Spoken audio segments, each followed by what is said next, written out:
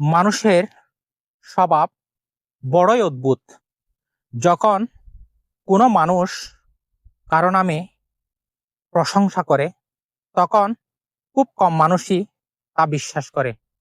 যখন কোনো মানুষ কারো নামে বদনাম করে, গুজব রটায়, তখন প্রায় সকলে বিশ্বাস করে। সমাজে মানুষ মানুষের প্রশংসা করতে খুবই সংকীর্ণতার পরিচয় দেয়। যখন মানুষ কারো নামে বদনাম করে অথবা গুজব রটায়, তখন প্রায় সকলে তা বিশ্বাস করে। মানুষের জীবনটাই আসলে একটা কারিশমাটিক। আমরা কারো নামে প্রশংসা করতে না পারলেও অ্যাটলিস্ট মানুষের নামে বদনাম রটানো থেকে বিরত থাকব।